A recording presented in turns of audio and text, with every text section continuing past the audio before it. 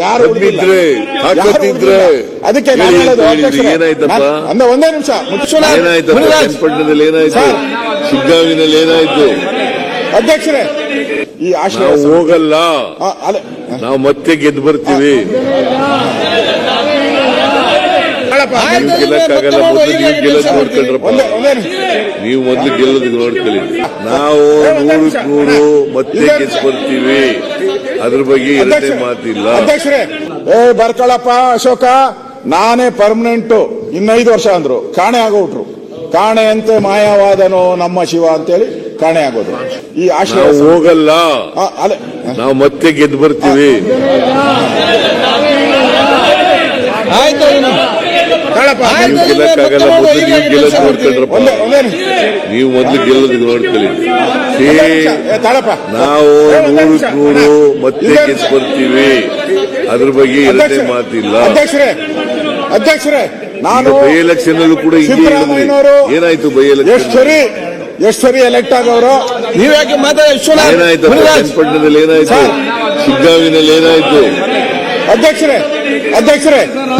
ಒಂದೇ ನಿಮಿಷ ಹೌದು ಈಗಲೂ ಇರಪ್ಪ ನೀನು ನಮ್ ಜೊತೆನಲ್ಲೇ ಇದ್ದಾನು ಟಿಕೆಟ್ ಕೊಟ್ಟ ಅಧ್ಯಕ್ಷರೇ ಮಾನ್ಯ ಮುಖ್ಯಮಂತ್ರಿಗಳು ಯಾಕೆ ಮಾತಾಡ್ತೀರಿ ನಾನು ಅವ್ರನ್ನ ಬಹಳಷ್ಟು ಬಾರಿ ಅವ್ರು ಎಲೆಕ್ಟ್ ಆದಾಗ ನಾನು ಎಲೆಕ್ಟ್ ಆಗಿ ಬಂದಿದ್ದೀನಿ ಅವ್ರು ಇದೇ ಅಧಿವೇಶನದಲ್ಲಿ ಬಂದಾಗ 2014ರಿಂದ 17-18 ಇದ್ರಲ್ಲ ಬರ್ಕೊಳಪ್ಪ ಅಶೋಕ ನಾನೇ ಪರ್ಮನೆಂಟ್ ಇನ್ನು 5 ವರ್ಷ ಅಂದ್ರು ಕಾಣೆ ಆಗೋಟ್ರು ಕಾಣೆಯಂತೆ ಮಾಯವಾದನೋ ನಮ್ಮ ಶಿವ ಅಂತೇಳಿ ಕಾಣೆ ಆಗೋದು ಇವಾಗ ಮತ್ತೆ ಹೇಳ್ತಾವ್ರೆ ನಾನ್ ಬರ್ತೀನಿ ಅಂತ ಅದೇ ಎಲ್ಲರೂ ಅದಕ್ಕೆ ನಾನು ಹೇಳೋದು ಒಂದೇ ನಿಮಿಷ ಮುಖ್ಯಮಂತ್ರಿಗಳು ನಿಮ್ಮ ದಮ್ಮು ಏನಾಯ್ತು ಒಂದೇ ನಿಮಿಷ ಕಾಣಪ್ಪ ನನ್ಗೆ ಗೋಪಾಲಕೃಷ್ಣ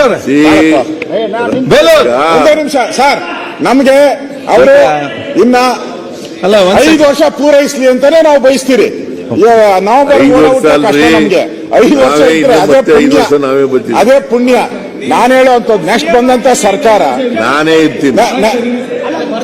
ನೆಕ್ಸ್ಟ್ ಬಂದಂತ ಸರ್ಕಾರ ನೀವು ನೀ ಕಡೆ ಬಾಪ ಅವ್ರ ಕರಿಯಲ್ಲಿ ನೀ ಕಡೆ ಮಾತಾಡ್ತಾ ಇದ್ದೀನಿ ನೋಡಿ ಒಂದು ಸರಿ ನೀವು ದಾರಿ ತಪ್ಪಿದ್ರೆ ಮಹಾಭಾರತದಲ್ಲಿ ನೀವು ನೋಡಿದ್ದೀರ ಮಹಾಭಾರತದಲ್ಲಿ ಭೀಷ್ಮ ಮೊದಲು ರಾಜ ಆಗ್ಬೇಕಾಯ್ತು ತಪ್ಪೋಯ್ತು ಆಮೇಲೆ ಎಲ್ಲ ತಪ್ಪಿತು ಈಗ ಇವರು ಅತಂತ್ರದ ದಾರಿ ಇಕ್ಕಿದ್ದಾರೆ ಕವಲು ದಾರಿಗೆ ಇಕ್ಕಿದ್ದಾರೆ ನಾಳೆ ಇನ್ನೊಂದು ಸರ್ಕಾರ ಬಂದಾಗ ನಿಮ್ಮ ಆಶಯ ಸಮಿತಿ ಇದೆ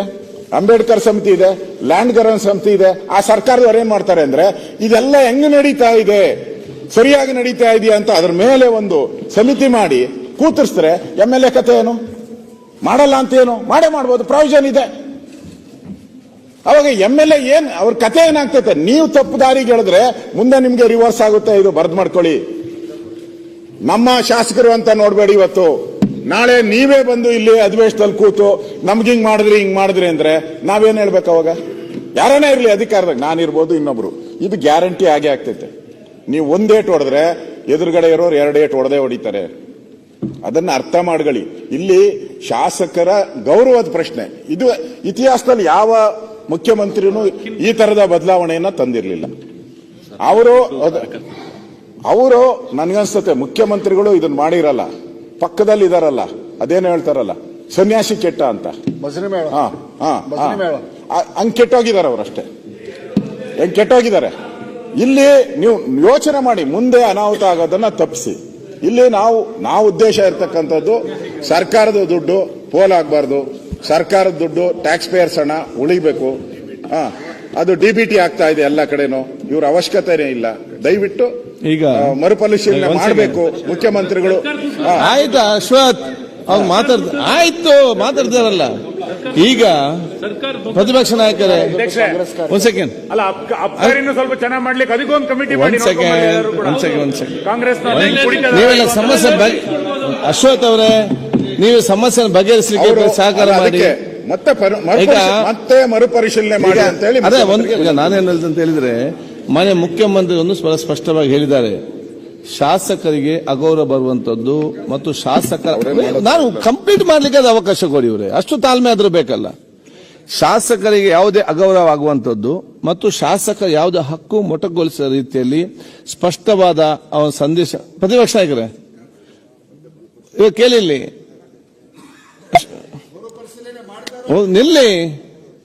ಶಾಸಕರಿಗೆ ಅಗೌರವ ಆಗದ ರೀತಿಯಲ್ಲಿ, ಶಾಸಕರ ಹಕ್ಕು ಯಾವುದಕ್ಕೂ ಮೊಟ್ಟಗಾಗದ ರೀತಿಯಲ್ಲಿ ನಾವು ಸಂಬಂಧಪಟ್ಟ ಜಿಲ್ಲಾ ಅಧಿಕಾರಿ ಸ್ಪಷ್ಟ ಸೂಚನೆಯನ್ನು ಕೊಡ್ತೇವೆ ಒಂದು ಹೇಳಿದ್ದಾರೆ. ತಾವು ಇವತ್ತು ಏನಿದ್ದೀರಿ, ಈ ಒಂದು ಅನುಷ್ಠಾನ ಆಗುವಂತ ಕೆಲವೊಂದು ಸಮಸ್ಯೆಗಳು ಏನಿದೆ ಪ್ರಾಕ್ಟಿಕಲ್ ಕೆಲವೊಂದು ವಿಚಾರ ತಾವು ಗಮನಕ್ಕೆ ತಂದಿದ್ದೀರಿ. ಬಹುಶಃ ಇವತ್ತು ಈ ಸೆಷನ್ ಆದ ನಂತರ ಬಹುಶಃ ಮಾನ್ಯ ಮುಖ್ಯಮಂತ್ರಿಗಳು ನಿಮ್ಮ ಕರೆಸಿ ಕೂತ್ಕೊಂಡು ಏನೆಲ್ಲ ಸಮಸ್ಯೆ ಚರ್ಚೆ ಮಾಡಿ ಆ ಸಮಸ್ಯೆ ದೂರ ಮಾಡಲಿಕ್ಕೆ ಸಭೆ ಕರೆದು ನಿಮ್ ಜೊತೆಯಲ್ಲಿ ನಿಮ್ ಸಮಸ್ಯೆಗಳು ಏನಿದಾವೆ, ಸಮಸ್ಯೆಗಳು ನೈಜವಾದಂತ ಸಮಸ್ಯೆಗಳಿದ್ರೆ ಆ ಸಮಸ್ಯೆಗಳನ್ನು ಬಗೆಹರಿಸಲಿಕ್ಕೆ ಮಾಡೋಣ.